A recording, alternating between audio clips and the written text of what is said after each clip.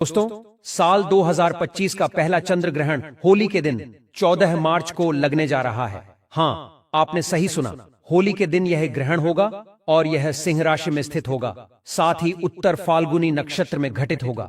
होली के दिन लगने वाला चंद्र ग्रहण बहुत ही शक्तिशाली माना जाता है और इसके प्रभाव 50 गुना अधिक होते हैं, चाहे वह शुभ हो या अशुभ। इसके प्रभाव मानव जीवन पर साफ साफ दिखाई देते हैं। अब सवाल यह उठता है कि होली कैसे मनाई जाएगी? क्या हमें होली मनाने से बचना चाहिए और क्या अगले दिन होली मनानी होगी? इस वीडियो में मैं आपके सभी संदेहों का समाधान करूंगा। साथ ही आपको बताऊंगा कि किस राशि की किस्मत चमकेगी, कौन सी राशि समृद्ध होगी और किसे कष्ट का सामना करना पड़ेगा। सर्वप्रथम आइए जानते हैं कि यह चंद्र ग्रहण भारत में दिखाई देगा या नहीं। ध्यान से सुने, यह ग्रहण 14 मार्च 2025 को फाल्गुन शुक्ल पूर्णिमा के दिन लगेगा। इसका प्रारंभ सुबह 10:04 पर होगा और समाप्ति दोपहर 2:18 पर होगी, यानी इसका कुल समय 3 घंटे 37 मिनट होगा। इस समय के दौरान यह चंद्र ग्रहण भारत में भी प्रभाव डालेगा और इसके कुप्रभाव पूरे देश में महसूस होंगे।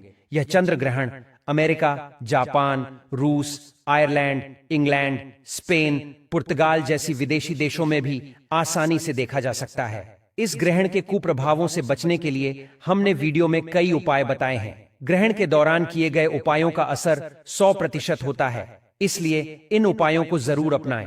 आपको यदि धन की प्राप्ति की कामना है तो इस समय महालक्ष्मी जी के मंत्र का जाप करना चाहिए। वीडियो में आगे मैं और अधिक जानकारी दूंगा, इसलिए इसे ध्यान से देखें और सुनें। इससे पहले यदि आपने अभी तक वीडियो को लाइक नहीं किया है तो कृपया लाइक कर दें और कमेंट बॉक्स में AUM नमः शिवाय और हर हर महादेव जरूर लिखें। भगवान भोलेनाथ ही हमें ग्रहण के कुप्रभाव से बचाते हैं। आइए अब जानते हैं कि ग्रहण के दौरान क्या सावधानियां रखनी चाहिए। सबसे पहले, ग्रहण के दौरान यात्रा से बचें, क्योंकि यात्रा करने से दुर्घटना का खतरा बढ़ जाता है। यह काल का योग कहा जाता है और इस समय यात्रा करने से अकाल मृत्यु का खतरा हो सकता है। यदि आप यात्रा कर रहे हैं तो अपने इष्ट देव का ध्यान करें। सूतक काल के दौरान घर पर ही रहें और बाहर न निकलें। कोशिश करें कि ग्रहण की रोशनी आपके घर में प्रवेश न करे। ग्रहण से पहले ही घर में प्रवेश कर लें और बाहर न जाएं। ग्रहण की रोशनी आपके शरीर पर प्रभाव डाल सकती है, इसलिए इससे बचना चाहिए। सूर्य ग्रहण की तरह चंद्र ग्रहण को भी नग्न आंखों से नहीं देखना चाहिए। कई लोग इसे नग्न आंखों से देखने की गलती करते हैं, जो हानिकारक हो सकता है। दोस्तों, ऐसा माना जाता है ग्रहण को नग्न आंखों से देखने पर व्यक्ति की बर्बादी आती है, व्यक्ति के जीवन में तबाही आती है। तो इस बात का विशेष रूप से ध्यान रखें और ग्रहण से पहले और ग्रहण के बाद स्नान अब अवश्य करना चाहिए। कहा जाता है कि ऐसा करने से ग्रहण का कोई भी नकारात्मक प्रभाव नहीं रहता। सूतक काल के दौरान कुछ भी खाने पीने से बचना चाहिए। जब सूत काल लग जाएंगे तो आपको खाने पीने से बिल्कुल ही परहेज करना चाहिए और अगर ग्रहण से पहले कुछ भोजन बच गया हो तो ग्रहण खत्म होने के बाद इसका सेवन ना करें। नया भोजन बना करके आप सेवन कर सकते हैं और अगर आप इस प्रकार के भोजन को सेवन करते हैं तो यह आपके शरीर में बीमारी लाते हैं। यह आपकी कुंडली में दुर्भाग्य को लेकर के आते हैं, आपके जीवन में बर्बादी लेकर के आते हैं। अब आप में से अधिकतर लोग बोलेंगे कि बचे हुए खाने का इसका क्या करें। एक काम करें, बचे हुए जो खाने पीने की चीजें हैं, भोजन है, आप गौ माता को दे दीजिए। वहां पर जो पशु है आप उनको खिला दीजिए, या फिर अगर आप स्वयं खाना चाहते हैं तो तुलसी के दल उसमें डाल करके खा सकते हैं। लेकिन मेरी सलाह है कि इस प्रकार के भोजन का सेवन ना करें। इस प्रकार के भोजन हमारे लिए स्वयं के लिए विनाशकारी हो जाता है। देखिए भक्तों, हम तो सिर्फ सलाह दे सकते हैं, समझा सकते हैं, उपाय बता सकते हैं, बाकी आगे आपकी मर्जी। चंद्र ग्रहण के दौरान गर्भवती महिला रखें इन बातों का ध्यान, जैसे कि ग्रहण के दौरान गर्भवती महिला घर से बाहर ना निकले, किसी भी परिस्थिति में ग्रहण को ना देखें। ग्रहण के दौरान अपने पास दुर्वा घास जरूर रखें। दुर्वा घास रखने से ग्रहण का प्रभाव समाप्त होता है। मैं सभी दर्शकों को बताना चाहूंगा, चाहे आप भी हो, गर्भवती हो या ना हो, कोई बहन हमारे वीडियो को देख रहे हैं, भाई वीडियो को देख रहे हैं, तो अपने पास में दुर्वा जरूर रखना। ऐसा माना जाता है दुर्वा घास रखने से ग्रहण का प्रभाव समाप्त होता है और इस दौरान सिलाई है, कढ़ाई है, बुनाई है, जैसे जो भी काम कहे गए हैं, काम को नहीं करना चाहिए और शांति से काम ले। किसी भी प्रकार का मान फिर शारीरिक तनाव आपको नहीं करना है। आइए इस वीडियो में जानते हैं चंद्र ग्रहण के कुछ सरल उपाय जिससे आप ग्रहण के कुप्रभाव से बच सकते हैं। तो चंद्र ग्रहण के दौरान पूजा और भगवान का ध्यान से सुनना। चंद्र ग्रहण के दौरान आपको पूजन तो नहीं करना है, लेकिन भगवान का आपको ध्यान जरूर करना है। जो भी आपकी इष्ट देव, आप उनका ध्यान कर सकते हैं। चंद्र ग्रहण के दौरान कुछ भी खाने पीने से आपको बचना चाहिए, कुछ भी बिल्कुल ही मत खाना। और चंद्र ग्रहण के बाद स्नान और दान का काफी खास महत्व है। मान्यता है कि चंद्र ग्रहण के दिन गंगा नदी में स्नान करने के बाद अगर दान करते हैं तो काफी ज्यादा शुभ माना जाता है। अगर गंगा नदी नहीं है तो जो ग्रहण से पहले नहाने की परंपरा है और ग्रहण के बाद नहाने की परंपरा है। हमारे शास्त्रों में तो एक काम करना, ग्रहण के बाद या फिर ग्रहण के पहले नहाने तो 2 से 4 बूंद गंगा जल की आपको डाल देना। इसके बाद आप जो है नहा सकते हैं। गंगा नदी में स्नान करने का ही आपको पुण्य प्राप्त होगा। आइए इस वीडियो में जानते हैं चंद्र ग्रहण का 12 राशि पर क्या प्रभाव पड़ेगा और इससे बचने के सरल उपाय भी वीडियो में जानेंगे। लेकिन उससे पहले निवेदन है, श्री शिवाय टीवी चैनल को सब्सक्राइब जरूर कर लेना। तो सबसे पहली है मेष राशि। आपकी राशि पर इसका प्रभाव अशुभ बताया जा रहा है और इसी के साथ किसी भी प्रकार की आपको घात हो सकती है। ध्यान रहे, आपको ग्रहण के समय में घर से नहीं निकलना है। दूसरा है वृषभ राशि। इस राशि पर इसका प्रभाव अशुभ रहेगा। आपको किसी भी प्रकार की हानि हो सकती है, आपको सावधान रहना है। मैं आप लोगों को इससे बचने का उपाय भी वीडियो के आखिर में बताऊंगा। मिथुन राशि। आपकी राशि पर यह चंद्र ग्रहण लाभकारी है, आपको किसी भी प्रकार का लाभ हो सकता है। कर्क राशि। आपकी राशि पर यह चंद्र ग्रहण सुखकारी है, धन यात्रा या अन्य प्रकार का आपको सुख मिल सकते हैं। और यह जो कर्क राशि वाले के लिए जो ग्रहण है बहुत ही शुभकारी कहे गए हैं। आपको बहुत ही ज्यादा लाभ मिलेंगे, किसी न किसी माध्यम से आपको लाभ मिलना शुरू हो जाएंगे। सिंह राशि। आपकी राशि पर यह ग्रहण अशुभ है, मान सम्मान को क्षति पहुंचा सकती है, इसलिए आपको को कम बोलने की भी सलाह दी जाती है।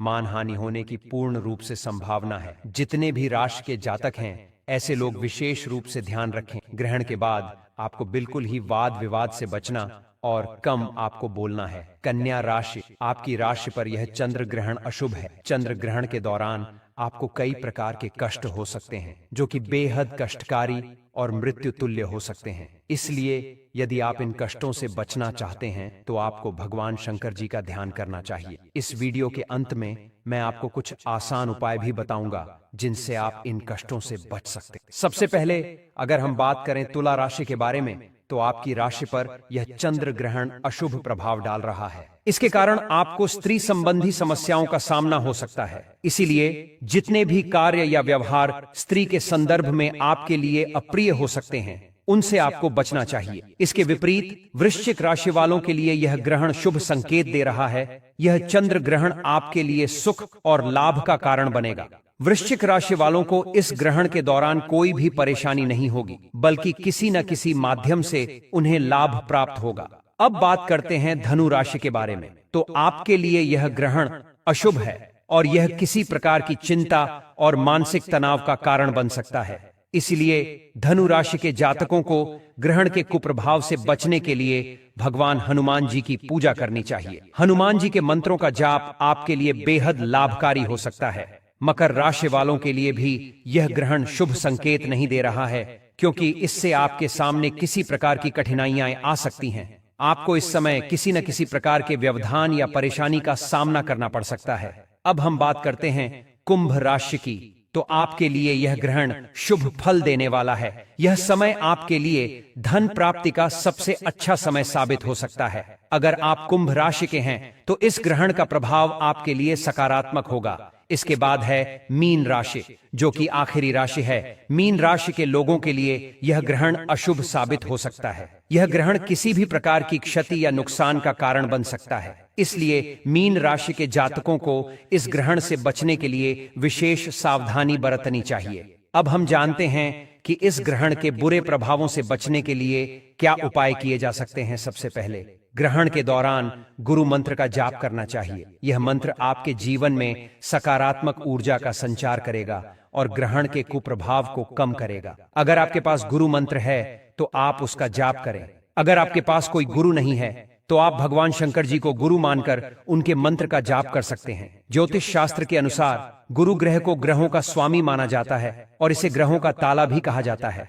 यदि गुरु ग्रह मजबूत होता है तो व्यक्ति को किसी भी प्रकार की हानि का सामना नहीं करना पड़ता। गुरु ग्रह की ऊर्जा को मजबूत करने के लिए ओम ग्राम ग्रीम ग्रम सह गुरुवे नमः मंत्र का जाप करना चाहिए। जितना अधिक आप इस मंत्र का जाप करेंगे उतना ही अधिक आपको इसके लाभ प्राप्त होंगे। इसके अलावा ग्रहण के दौरान महामृत्युंजय मंत्र का जाप भी करना चाहिए, क्योंकि यह मंत्र विशेष रूप से ग्रहण के प्रभाव को समाप्त करने में सहायक होता है। इस दौरान आप अपने मुंह में तुलसी का पत्ता भी रख सकते हैं, क्योंकि तुलसी माता को पवित्र माना जाता है और यह नकारात्मक शक्तियों को दूर करता है। ग्रहण के दौरान स्नान करना भी आवश्यक होता है, क्योंकि इससे आपके शरीर और मन की शुद्धि होती है।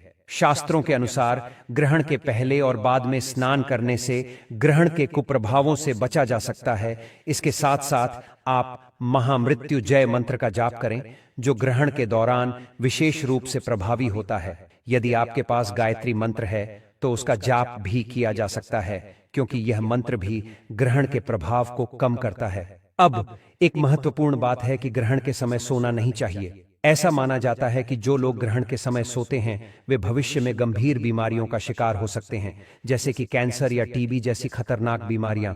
इसलिए ग्रहण के समय सोने से बचना चाहिए। अगर आपको सोना ही है तो भगवान के मंत्रों का ध्यान करके सोना चाहिए। अगर आपको लगता है कि ग्रहण का प्रभाव आपके जीवन में हानि पहुंचा सकता है तो एक और उपाय है, आपको अपने शरीर से 7 बार चावल लेना है और उन्हें अपने शरीर से उतारकर बहते हुए जल में बहा देना है। इससे भी ग्रहण के कुप्रभाव समाप्त हो जाते हैं। दिन भर जब तक ग्रहण का समय चलता है आपको मुंह में तुलसी का पत्ता रखना चाहिए, लेकिन तुलसी के पत्ते को तोड़ने से पहले उसे स्पर्श नहीं करना चाहिए, क्योंकि तुलसी के पत्ते को स्पर्श करने से पाप लग सकते हैं। आप एक दिन पहले तुलसी के पत्ते तोड़कर रख सकते हैं और फिर उनका इस्तेमाल कर सकते हैं। अंत में मैं यही कहूंगा कि यह वीडियो आपके जीवन में शुभ फल और मंगलमय परिणाम लाए। अगर आपको यह जानकारी उपयोगी लगी तो कृपया इसे दूसरों के साथ शेयर करें। यह जानकारी किसी के जीवन में परिवर्तन ला सकती है और किसी को